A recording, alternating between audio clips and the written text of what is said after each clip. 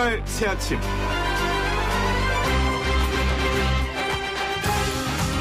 여러분 안녕하십니까? 6월 1일 월요일 오늘은 의병의 날입니다.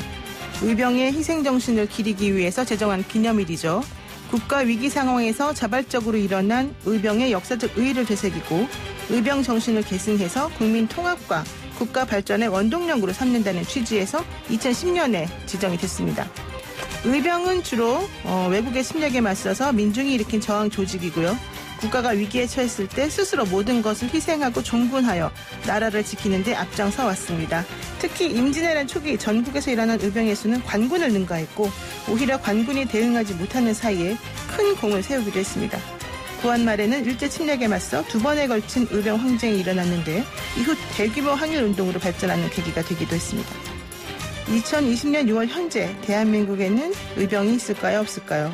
아마도 5,125만 명가량의 의병이 있는 것 같습니다. 모든 국민 한 사람 한 사람이 의병처럼 나라를 위해 코로나19와 불의에 맞서 싸우고 있기 때문입니다. 따뜻하고 상식적인 보통 사람들이 즐겨 듣는 YTN 라디오 노영의 출발 새 아침 지금부터 시작합니다.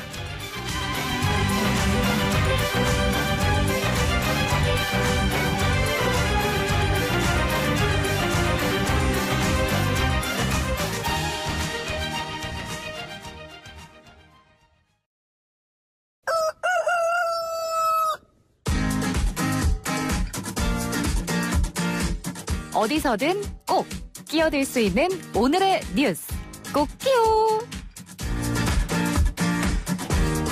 꼭 끼요.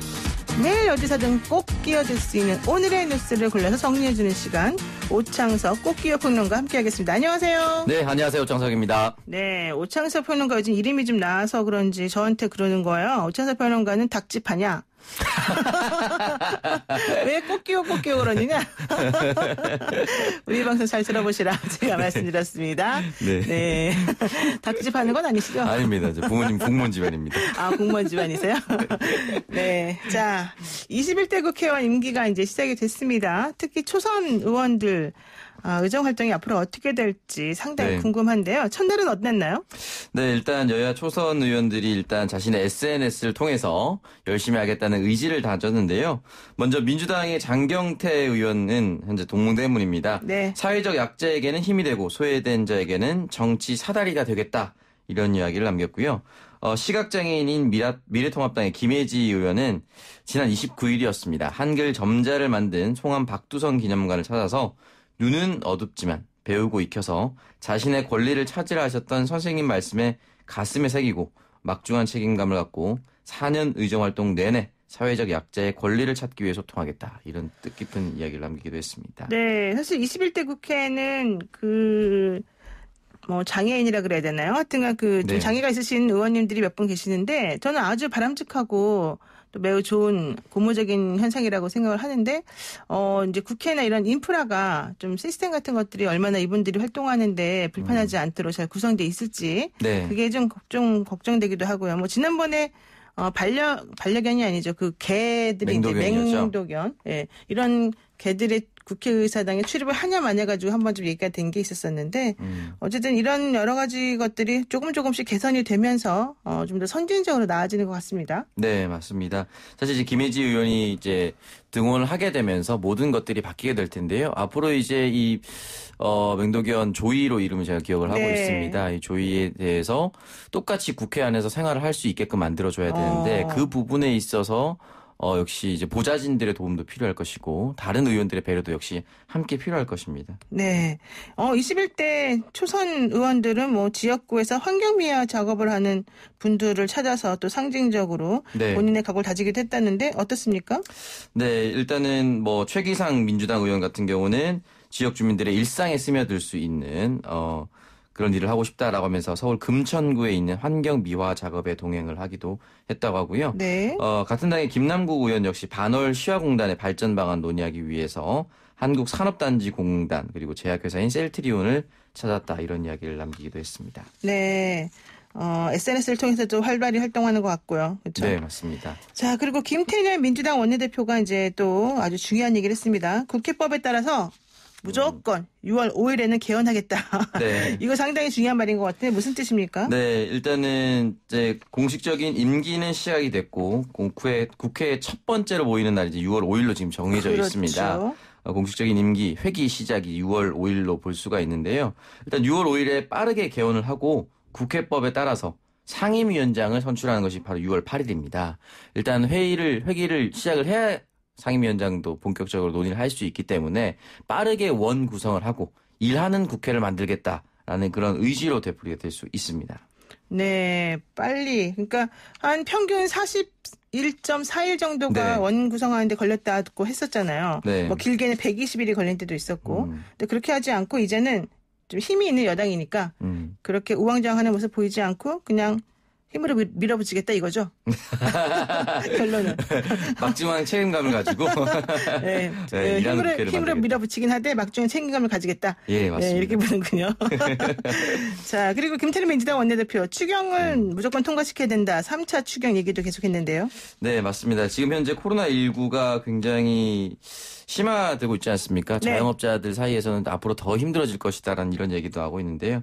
그럼에 따라서 3차 추경 예산안도 빠르게 통과시키겠다. 이르면 6월 중으로 통과시키겠다. 이런 의지를 발표했습니다. 그러면서 21대 국회 시급한 법안으로는 질병관리본부를 청으로 승격하기 위한 조직법, 네. 그리고 고용보험 대상자 확대를 위한 고용노동법, 그리고 일하는 국회 등을 뽑았습니다. 네. 여기에 대해서 주호영 통합당 원내대표는 잘 살펴보고 네. 한번 우리가 열심히 좀 뭐 문제가 될 거는 지적해보고 하겠다 이렇게 좀 약간 예고를 했는데 이건 어떻게 보세요? 일단 글쎄요, 질병관리본부를 승격한다라거나 네. 일하는 국회법이라든지 또는 코로나 관련된 추경 예산안을 반대하면은 사실은 이 부분에 대해서는 국민의 역풍을 맞을 수가 있거든요. 네. 이 여야를 떠나서 지금 현재 국민들에게 시급한 법안이기 때문에 통과시켜주는데 크게 반대하지 않을 것 같고요. 다만 고용노동법과 관련된 이 고용보험 대상자 확대 이 네. 부분에 대해서는 이제 세수나 이런 것을 어떻게 확보할 것인가 이런 그렇죠. 원론적인 질문은 사실 야당으로서 당연히 해야 된다라고 생각을 하고요. 이 부분에 대해서는 논의가 좀 더 지연될 수도 있습니다. 그렇군요. 자, 그리고요. 우리나라가 G7에 초청이 됐다? 국가 위상이 높아진 거다? 이건 무슨 말입니까? 네, 일단은 G7 주요 선진국 모임이라고 표현을 하기도 합니다. 네. 현재는 캐나다, 프랑스, 독일, 이탈리아, 일본, 영국, 미국 이렇게 7개 국가인데요. 미국의 트럼프 대통령이 6월로 예정되어 있던 G7 정상회의를 9월쯤으로 미루면서 한국과 호주, 러시아와 인도를 G7 회의에 함께 초청하고 싶다 이런 그렇죠. 이야기를 남겼습니다. 네. 물론 이제 이 의장국이 비회원국을 초청하는 것은 종종 있었지만 트럼프 대통령이 밝힌 배경이 좀 이례적인데요. 백악관 측이 밝힌 내용은 트럼프 대통령이 중국의 미래에 관한 논의를 하길 바란다. 이런 내용이었습니다. 네. 결국은 대중국 또는 반중국 형성을 하기 위해서 네. 한국을 포함시키는 것이 아니냐라는 이야기가 나올 수밖에 없는데요. 지금 함께 언급했었던 나라 중에 러시아 정도를 빼고 호주와 인도는 실질적으로 미국이 이 중국, 반중국 라인을 형성하는데 크게 동참했습니다. 그렇죠. 한국 역시 인접 국가로서 이제 함께 하길 바랬는데 이 부분에 있어서 물론 선진국으로서의 위상이 높아졌다. 기분은 좋아할 수 있지만 과연 대중국과의 무역 관계 이런 부분도 있기 때문에 어떤 선택을 할지에 대해서는 정부는 아직 고민 중이고 쉽게 결정 내리진 않을 것으로 보입니다. 네, 사실 우리나라 수출에서 가장 중요한 국가가 중국이에요. 네, 맞습니다. 물론 수입도 그렇지만 그래서 수출 관련해서 중국하고 척을 지면 안 되기 때문에 이거는 좀 신중히 봐야 된다는 입장이 많은 것 같은데 이렇게 그냥 여기 모여라 트럼프가 하고 있지 않습니까? 예, 맞습니다. 중국 싫어하는 사람들 여기 모여라 이 얘기인데 여기 우리가 막 그렇게 쭈랑쭈랑 따라가면 안 될 것 같기도 하고 네, 그래서 가야 이 될것 부분에 대해서는 이제 같기도 하고. 외교적인 해안이 좀 필요할 것 같은데 그런데 네. 러시아 같은 경우는 옛날에 사실 G7, G8에 포함돼 있다가 네. 나갔었잖아요. 예, 근데 맞습니다. 다시 이번에 들어오라는 거죠? 예, 맞습니다. 네, 트럼프 대통령이 이제 일단 공식적으로 초청을 하긴 했는데 과연 푸틴 대통령이 어떤 결정을 내릴지는 좀 지켜봐야 될 것 같아요. 당분간은 글쎄 미국과 함께 가는 것이 러시아에게 도움이 될 것인지 충분히 또 외교적으로 러시아는 러시아의 입장에서 실리를 찾아갈 것으로 그렇죠. 보입니다. 네. 뭐 우리가 러시아까지 걱정할 필요 없지만 우리나라의 그 처지와 비교를 해봐가지고 좀 필요할 것 같습니다. 예, 맞습니다. 자, 그리고요. 지금 클럽, 네. 노래방 갈 때 우리 6월부터는 QR코드 찍어야 된다 지난번에 계속 말했는데 네, 맞습니다. 오늘이 6월 1일이니까 이제부터는 클럽이나 노래방 갈 때 QR코드 찍어야 되고요. 네. 교회랑 영화관 갈 때도 이거 필요하다 이런 얘기가 있더라고요. 네, 맞습니다. 일단 이 QR코드를 통해서 출입 명부 작성을 하겠다라는 의지인데요. 네. 6월 1일부터 6월 7일까지 바로 오늘부터 7일까지 일주일 동안 서울, 인천, 대전 지역에서 시범 운영이 된다고 합니다. 시범 운영. 예, 네. 10일부터는 전국으로 확대가 된다라는 이야기를 남겼습니다. 네. 먼저 이제 중대본이 발표한 주요 8개 업종 고위험 시설이 있습니다. 네. 헌팅 포차, 감성주점, 유흥주점, 단란주점, 콜라텍, 노래연습장, 실내 집단 운동시설, 뭐 줌바라든지 스피닝 등 격렬한 단체 운동 있고요. 네. 그리고 실내 스탠딩 공연장 이 등이 이제 8개의 고위험 시설입니다. 이 업종은 의무적으로 QR코드를 통한 전자 출입 명부 시스템을 도입해야 된다라는 이야기를 남겼습니다.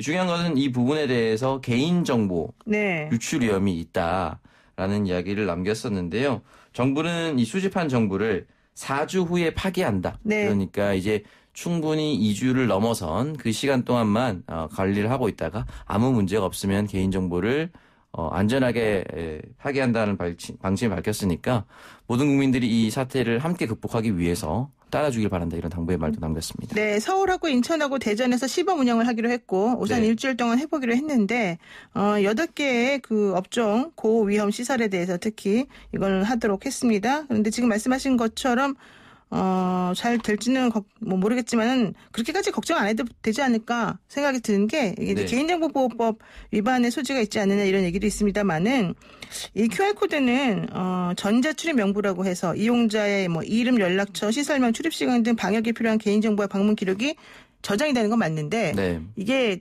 탁 봐서 알 수는 없어요. 암호화가 돼서 저장이 되기 때문에. 그래서 이것을 가지고서 뭔가 개인정보를 함부로 할 것이다.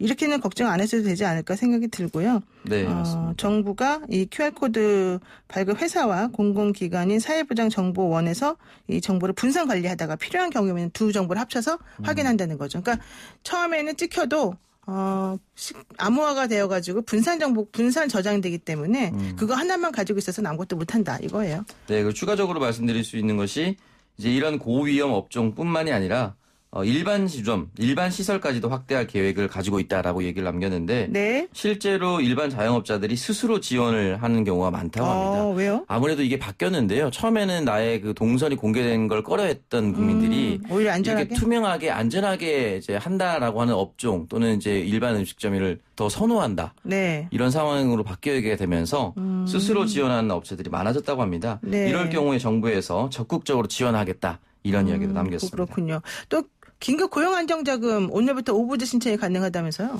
네, 이제 전국민 재난지원금 역시 다 지급이 됐고 긴급 고용안전지원금 역시 신청하면은 1인당 150만 원의 생계비를 지원을 받을 수가 있습니다. 이 고용보험 사각지대에 놓여 있는 사람들이 실업급여를 받을 수 없을 때 이걸 신청하면 받을 수 있게 되는데요. 네. 6월 1일부터 7월 20일까지 전용 웹사이트인 covid19.ei.go.kr을 통해서 신청할 수가 있습니다. 네, 오늘 꽃기호 브리핑 여기까지 듣겠습니다. 고맙습니다. 네, 감사합니다. 네, 꽃기호 꼭꼭꼭 지금까지 오창석 시사평론가였습니다.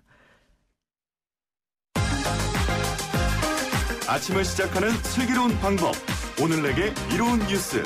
노영희의 출발 새 아침. 슬기로운 인터뷰. 네, 오늘은 21대 국회가 시작한 첫 월요일입니다. 그리고 또 하나의 시작이기도 하죠. 미래통합당 김종인 비대위 체제가 오늘부터 출항을 하기 때문인데요. 보수를 삭제하고 경제를 강조한 김종인 체제의 통합당 어디로 향할지 이분과 함께 이야기 나눠보겠습니다. 서울 서초울 지역구의 박성중 미래통합당 의원 연결되어 있습니다. 의원님 안녕하세요. 네, 안녕하십니까. 네, 지난 20대 국회를 초선 의원으로 보냈었는데 이번에 21대에서도 뵐 수 있습니다. 매우 반가운데 간단히 20대 국회를 좀 정리해 주실까요? 일부 언론에서 보니까 20대 국회를 역대 최악의 오명을 남긴 국회다 이렇게 평가를 하고 있는데요. 네. 저는 다르게 이야기하고 싶습니다. 예. 법안 통과가 9,139건, 총 더 24,000건 중에 38% 정도 통과해서 식물국회다 이렇게 해서 이런 평가를 하는 것 같은데 9,000건이 통과되면 하루에 30건씩 통과돼야 됩니다. 네. 그래서 미국 같은 경우도 4년에 1000건, 일본은 500건밖에 통과 안 되기 때문에 그렇게 평가하기는 이르다 이런 말씀을 드리고 싶고 네. 숫자로서보다는 좀 실질적인 그런 법안이 통과됐으면 좋겠다 저는 뭐 그렇게 이야기하고 싶고요. 제 개인적으로 20대 국회는 정말 파란만장한 국회였다. 제가 초선이었지만은 3선 이상의 그 어떤 그런 경험을 했다는 말씀을 우선 드리고 싶습니다. 네. 뭐 공직선거법도 고발돼 가지고 처음으로 뭐 대법까지 한번 가봤고 또 두 번째는 박근혜 전 대통령 탄핵에 참여해서 여러 가지 비판도 많이 받아봤고 또 자유한국당을 탈당하고 바른정당 또 자유한국당 복당 탈당 복당도 한번 해봤고 또 선거법 공수처법 검경수사권 조정 뭐 이러면 패스트트랙 관련해서 국회라든지 강화문이라든지 뭐 서초동 집회도 많이 1년 동안 뭐 참여했고 또 그것 때문에 기소돼서 지금 재판도 대기 중이고 뭐 법안 관련해서 말씀드리면 제가 대표로 처리한 법안만 50개고 공동으로 한 700개 정도 처리했는데 나름대로 최선을 다했다 이렇게 평가하고 싶습니다. 네, 그렇군요. 아까 법안 통과 숫자가 중요한 게 아니라 질이 중요하다 이렇게 말씀하셨는데 네네. 예를 들면 질이 좋은 것 중에 하나 대표적인 게 뭐가 있을까요? 뭐 여러 가지 있지 않겠습니까? 뭐 재건축 관련이라든지 세금 관련이라든지 이런 또 우리 여러 가지 R&D 이런 관련해서 지금 굉장히 국제 경쟁이 약화되고 있는데 주 네. 52시간 이런 보완이라든지 이런 실제 우리 국가 경쟁력, 국민의 잘 살 수 있는 이런 법안이 중요하다 이런 말씀을 드리고 싶네요. 네, 그렇군요. 그리고 또 하나 의원님께서는 사실 박근혜 전 대통령 탄핵 관련해서 네네. 새누리당을 탈당해서 바른정당에 입당하셨다가 다시 이제 복당하신 거잖아요. 네네. 그때에 관련해서 사실은 탄핵이 옳았냐 뭐 옳지 않았냐 여러 가지 내용이 있습니다만은 그동안에 거쳤던 일련의 과정들 본인의 그런 판단에 따른 뭐 결과 행동 이런 것들은 옳았다고 생각하십니까 지금도? 저는 옳았다고 생각합니다. 박근혜 전 대통령의 탄핵에 대해서는 여러 가지 평가들이 많이 있지만은 그렇죠. 그리고 앞으로 역사가 평가할 것이지만은 그 당시는 뭐 84%의 국민이 여러 가지 지지가 있었고 또 제가 뭐 탈당 복당하는 것은 보수 정권의 유지를 위한 것이지 뭐 제 개인적인 그런 거 아니지 않습니까? 네. 그래서 여러 가지 평가의 여지는 많이 있습니다. 예. 그러면 그동안 그 당시에 탈당했을 당시에 그 당과 다시 통합으로 들어가시고 복당하실 때 당이 똑같던가요? 아니면 다르던가요? 대통령 후보라든지 이런 거는 다 달랐죠. 네. 예. 예, 알겠습니다. 그리고요, 네네. 통합당 관련 질문을 제가 좀 들어보겠습니다. 김종인 네네네. 비대위 체제가 오늘부터 내년 4월 재보선까지 그 기한을 두고서 오늘 딱 출범을 합니다. 김종인 비대위 체제 원래 찬성하셨었나요? 네네, 찬성했습니다. 네, 그러면 앞으로 그 김종인 비대위 체제에 대해서 기대하는 바는 어떤 게 있을까요? 우선 당을 완전히 지금 탈바꿈 시켜서 국민의 어떤 신뢰를 받는 것이 굉장히 중요하다. 그래서 중도층을 지지를 확보하는 것이 중요하다는 것이 첫 번째고요. 네. 두 번째는 내년 4월에 재보선이 있지 않습니까? 네. 그래서 좋은 후보를 선택해서 이를 승리를 가져오는 것이 두 번째 중요하고 그리고 가장 중요한 것은 무엇보다도 2년 뒤에 있을 대선 후보를 네. 제대로 육성해서 보수가 정권 탈환하는 기틀을 마련하는 것이 굉장히 중요하다 이렇게 말씀드리고 싶습니다. 되게 중요한 말씀들을 많이 하셨는데 이것들이 과연 1년이 조금 못 되는 시간 안에 다 이루어질 수 있을까요? 간단치는 않죠. 예, 그래서 예. 김종인 비대위에 대해서 많은 기대를 하고 있는 것이죠. 그런데 이제 간단치는 않지만 잘 될 거다 이런 취지로 제가 좀 들리는데 네네. 김종인 비대위원장이 사실은 이제 보수냐 뭐 우파냐 자유냐 뭐 이런 것들을 특별히 지금까지와는 다르게 그렇게까지 막 집중해서 얘기할 것 같지는 않습니다. 그러니까 파괴적인 혁신을 내세우는 것으로 지금 보여지거든요. 이에 대해서 네네. 그러면은 기존 지지층이 또 뭐 새롭다 좋다 이런 말 할 수도 있겠지만 또 오히려 반감을 가질 수도 있지 않을까 생각이 들어요. 이건 어떻습니까? 지금도 일부 강성 보수층에서는 여러 가지 반대를 할까 또 여러 가지 비판을 일부 하고 있습니다. 네. 그러나 그런 차원에서 본다면은 자유민주주의 또 시장경제 탈피라든 이런 데에 대한 우려 또 뭐 3차 추경이라든지 재정 확대에 대한 우려, 네.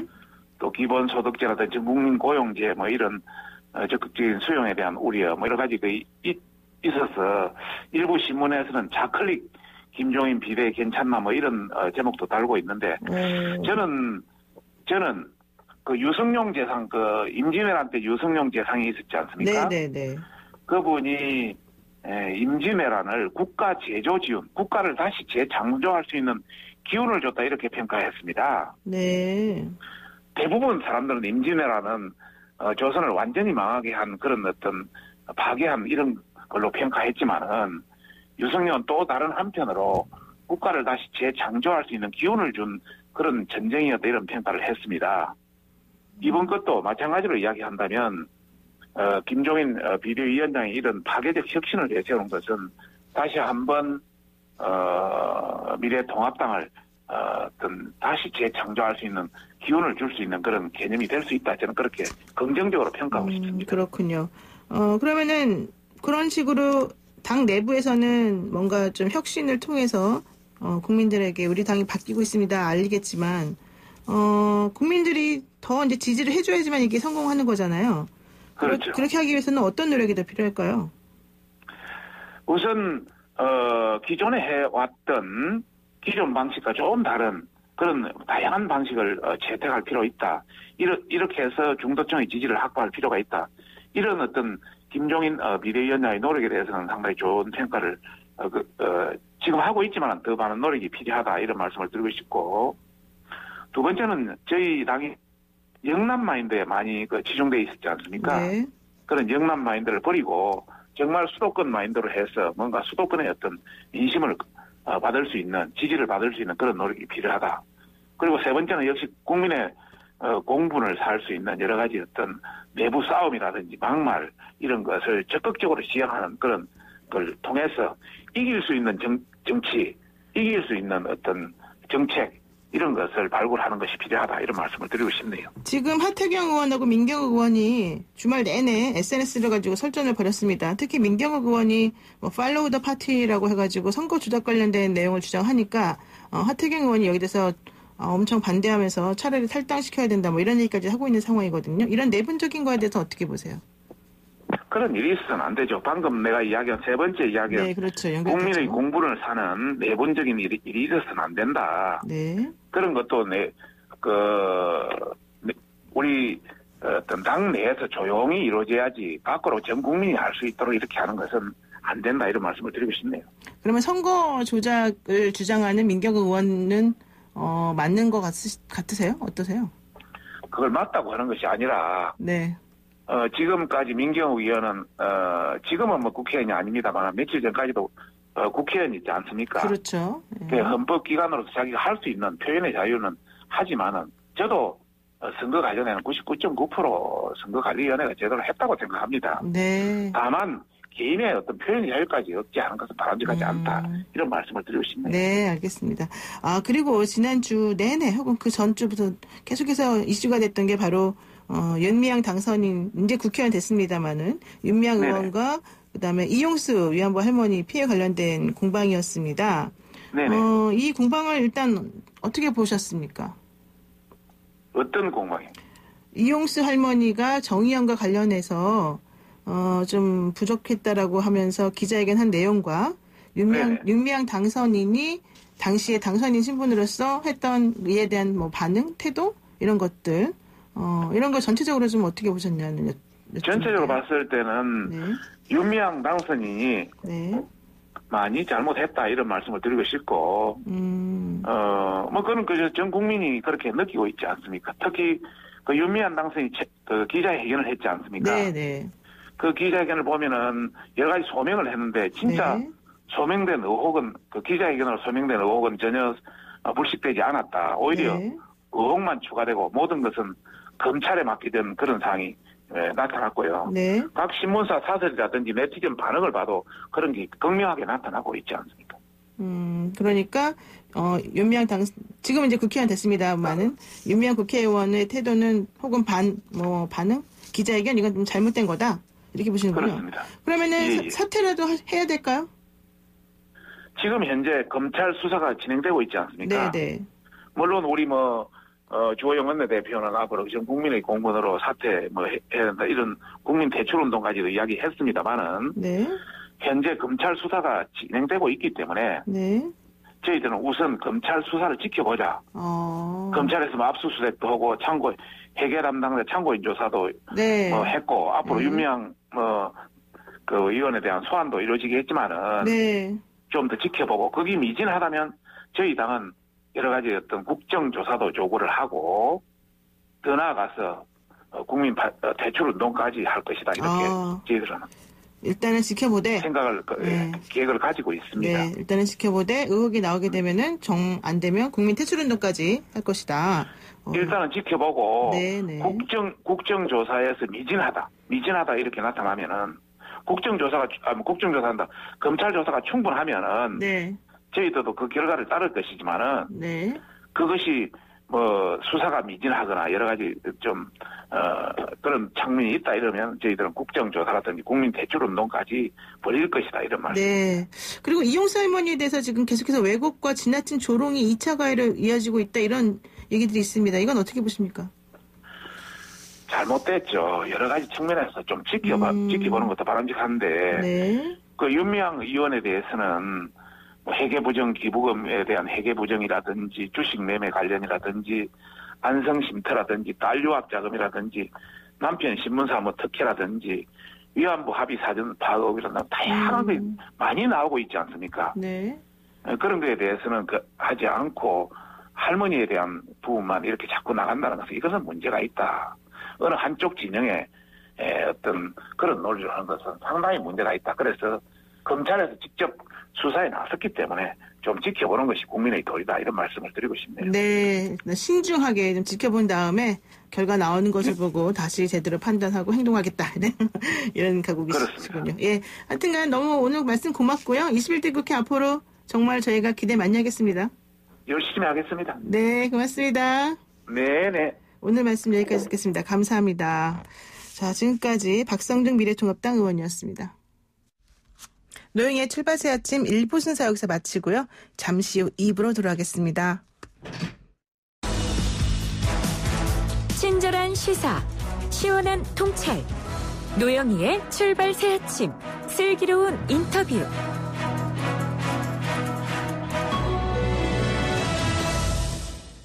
네, 21대 국회가 4년간의 임기를 개시를 했습니다. 오늘부터 본격 활동에 들어가는데요. 누구보다도 우리 프로그램을 통해서 많이 알려진 코로나19 위기를 극복하고 여야가 상생하는 일하는 국회를 만드는데 가장 중요한 역할을 해주실 분 저희가 모셨습니다. 21대 국회에 임하는 포부가 이건 또 다른 의미에서 야심찬 욕심 많은 그런 초선 의원입니다. 비례 1번으로 처음 여의도 입성하신 코로나 의사 더불어민주당 신현영 의원과 얘기 나누겠습니다. 안녕하세요. 안녕하세요. 네, 얼굴이 지난번보다 좀 좋아지셨어요. 그런가요? 여자분들한테 좋아졌다 그러면 사실 싫어하는 분들이 많던데 되게 온화해지고 아마 조금 이제 여유가 조금 생기셨나 보죠? 초창기보다는? 아니요, 그래도 여전히 긴장의 연속의 나날입니다. 그러시구나. 근데 요즘에 이제 21대 처음 들어가셔가지고 본격적으로 활동을 이제 하셔야 되는데 기분이 어떠십니까? 그래도 생각보다는 덤덤하고요. 어디 가나 일하고 사람 사는 건 비슷하다라는 생각을 가지면서 네. 사실 지난 2개월간 준비해온 것들을 이제 땅 하고 시작하는 시점에서 차근차근 구현해 나가야 되겠다라는 생각으로 하루하루를 보낼 것 같습니다. 이건 다 외워서 오신 거예요? 왜 이렇게 말씀을 잘하세요? 아니 우리 신현영 박사님은 우리 의원님은 사실은 딱 외모를 처음 봤을 때는 되게 좀 이런 말씀 실례는 아니겠죠. 여리여리하고 정말 천상 여성스러운 모습이다 이렇게 느껴지기는 했었었는데 말씀을 나누다 보면 이분 정말 대차다. 정말 대단하다. 그리고 어떻게 이렇게 말씀을 잘하지? 이런 느낌이 팍 들어요. 연습하는 거 아니에요? 혼자 거울 보고? 연습하면 오히려 더 부작용 생기기 때문에. 원래 잘하는 거다? 아니요. 그냥 하다 보니 느는 건데 그냥 평소에 성격이 씩씩해서 그냥 한번 부딪혀보자. 이런 생각입니다. 좀 씩씩하시군요. 예. 네. 어쨌든 씩씩한 우리 국회의원, 초선 국회의원 정말 필요했는데 잘 됐습니다. 자, 그리고요. 병원하고 그동안 계속 병원에만 사실 다니셨을 테니까. 그리고 너무 모범적으로 사셨잖아요. 특별히 뭔가 일탈해 본 적이 없을 거 아니에요. 아니 뭐 나름 그래도 즐겁게 살려고 노력은 해왔습니다. 그래요? 그래도 주로 병원집 그러니까 했었죠. 예, 좀 답답한 생활을 살았을 것 같기도 한데 국회는 완전히 다르잖아요. 좀 차이가 어떻든가요? 사실 뭐 저 병원에서 환자들 질병 치료하는 것들과 비교해봤을 때 국회도 나름의 우리 사회의 제도나 이런 것들을 치유하고 개혁하고 개선한다는 의미에서는 의사의 그런 사회적 소명이랑 비슷한 부분이 분명히 있습니다.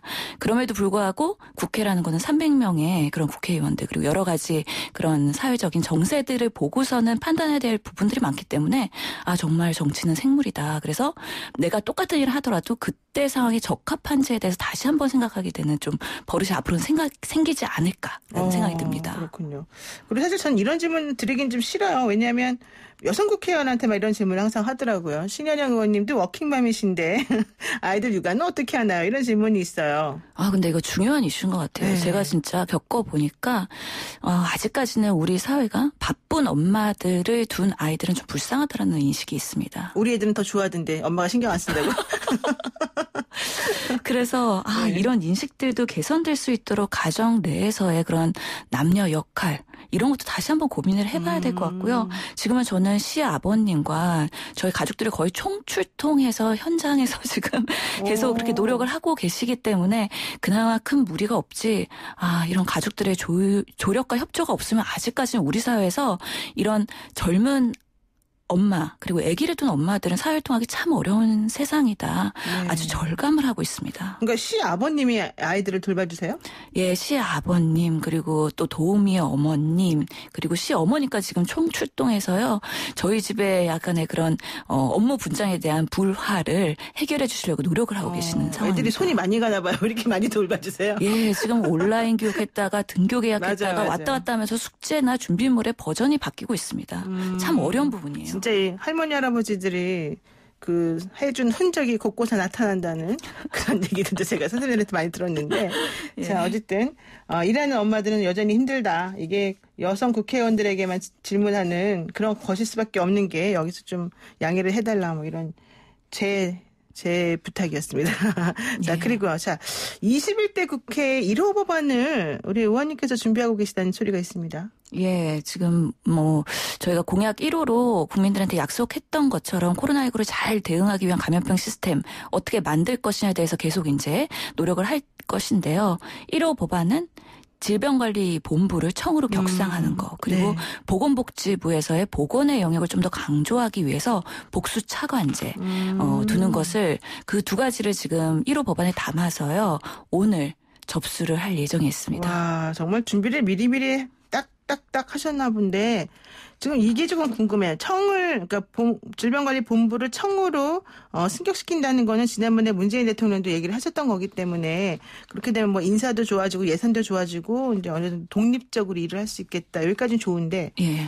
그 복수 차관제 얘기하시면서 보건 쪽에 좀 더 신경 쓰겠다 이런 얘기 하시잖아요. 예. 그러면은 우리나라가 지금 보건복지부라고 해서 이 두 개의 분야, 보건 분야하고 복지 두 개의 분야를 하나의 그 부에서 관리를 하고 있었기 때문에 그동안에 제대로 좀 안 됐던 부분이 있다는 얘기를 좀 들리는데 맞아요? 예, 그렇죠. 아쉬움이 있죠. 사실 보건이라는 영역은요, 의학이라는 학문이 워낙에 깊고 어려운 부분이기 때문에 사실 그런 전문성이 되게 중요하고 그 안에서 보건 의료를 이해하고 있는 분이 어떻게 효율적으로 정책과 제도를 만들 것이냐 그런 것들이 정부의 역할에서도 중요한데요. 실질적으로 보건복지부는 복지 쪽이 그동안 많이 강조가 그렇죠. 됐었고요. 또 장관님이나 차관님들 중에서도 보건보다는 복지 전문가들이 더 많으셨습니다. 그런 부분들이 항상 보건의료계에서는 아쉬움이 있었고 사실 그런 현장의 상황을 잘 경험하고 이해한 분들이 아무래도 정부의 역할을 잘 할 수 있을 것이라는 큰 기대감이 있는 상황입니다. 그게 그 복지하시는 분들이 좀 더 이쪽 분야에 많이 하셨던 거는 의사 선생님들이나 이런 의료 분야 종사자들이 이쪽 공무원 일 잘 안 돼서 그런 것도 있지 않습니까? 월급을 많이 받으니까 공무원 굳이 안 해도 된다 이런 생각 했던 것 같은데. 그래서 저는 의사들의 앞으로의 사회적 역할을 더 뭔가 확대하기 위해서 단순히 임상 진료 현장에만 머무르지 말고 그런 경험을 바탕으로 해서 다양한 영역으로 또 많이 진출을 해야 된다고 보고요. 그러면서 저도 하나의 그런 모델이 될 수 있기 때문에 많은 젊은 의사들이 이제 다양한 부분에 눈을 돌렸으면 하는 바람으로 열심히 또 이제 노력을 해야 되겠죠. 네, 그렇군요. 그러니까 저희는 사실 보건복지부 그러면 당연히 그 두 개가 같이 가는 줄 알았는데 이번에 보니까 그건 아니라는 걸 이제 알게 되었고 또 그렇다고 한다면 보건이라고 하는 곳에 좀 더 약간 여루됐던 이런 것들을 어떻게 올려서 좀 잘 할 수 있도록 하는지 이거를 국회의원 신현영 의원이 1호 법안으로 한번 좀 내보내겠다. 아주 되게 좋은 것 같습니다. 자, 그런데 법안을 준비하고 발의하는 게 사실은 의사 선생님인데 이게 변호사도 아니고 쉽지 않았을 것 같은데. 예, 그렇죠. 새로운 업무이고 그렇기 때문에 참 쉽지는 않았고요. 특히나 공동 발의를 최소한 의원분들 10명의 도장을 받아야 되기 때문에 그렇죠. 그분들의 동의를 구하고 아직 21대 국회가 땅하고 열리지 않은 상황에서 도장을 또 미리 받아놔야 되는 좀 어려움이 있었기 때문에요. 네. 이거는 국회 내에서 혼자 할 수 있는 게 없구나. 이게 연대하고 협력하고 결국에는 네트워크를 잘 쌓고 네. 그러면서 그분들을 같이 설득하고 이런 역할들을 노력하면서 계속 해야 되지 않을까라는 생각이 듭니다. 보통 이제 의원님들 여쭤보니까 입법 발의할 때는 품앗이를 한다 그러더라고요. 도장 찍어주기 품앗이. 그래서 그런 좀 체계적으로 할 수 있는 이제 SNS 방도 만들어지고 그러고 있습니다. 그래요. 예. 또 그 메르스하고 사스 그리고 코로나19를 겪으면서 이제 어쨌든 우리나라 보건 분야 전문성과 경험이 많이 축적되었다. 이게 전 세계적으로 알려져 있는 그런 것인데 어쨌든 그런 것들이 많이 되어 있기 때문에 법안 발의하거나 만드는 데 있어서 조금 더 수월해질 수 있었던 거 아닌가 생각이 좀 들기도 해요. 예, 실제로 메르스 이후에 우리가 많은 그런 제도 개선에 대한 목소리가 나왔는데 일부는 반영이 됐고 반영되지 않은 채 그냥 유야무야 됐던 경우도 많거든요. 이런 것들을 다시 살려서 점검을 해봐야 되고요. 특히나 뭐 이번에도 여전히 아쉬웠던 부분은 있습니다. 감염병 전문병원이라든지 아니면 현장에서 의료인들이나 의료 자원이 부족하거나 아니면 컨트롤 타워가 부재하여서 사실은 어느 분을 어느 병원에 입원해야 될지 이런 것들이 좀 혼선은 있었습니다. 이런 것들을 좀 체계적으로 할 수 있는 시스템도 마련하는 거를 이제 감염병 법안 시리즈로 낼 예정입니다. 그랬군요. 자, 그리고 코로나19 상황 한번 짚어보겠습니다. 코로나19 신규 확진자 수가 부천 쿠팡 물류센터발 집단 감염으로 한창 증가를 했었는데요. 너무 다행스럽게도 어제는 20명 후반대로 떨어졌습니다. 그러니까 최근 나흘간 79명이 나왔다가 그다음에 58명, 그다음에 39명, 그리고 어제는 27명으로 많이 감소하는 추세를 보였는데 이거는 좀 진정되고 있다 이렇게 봐도 됩니까? 이번 주말이 또 고비다라고 생각을 했는데 불행 중 다행이고 좀 안정세가 있을 가능성이 높다라고 판단이 되긴 하는데요. 네. 아직까지는 이렇게 한 번의 집단 감염이 발생을 하면은 잠불씨가 계속해서 N차 감염으로 또 계속해서 조금씩은 남아 있을 수 있기 때문에 그렇죠.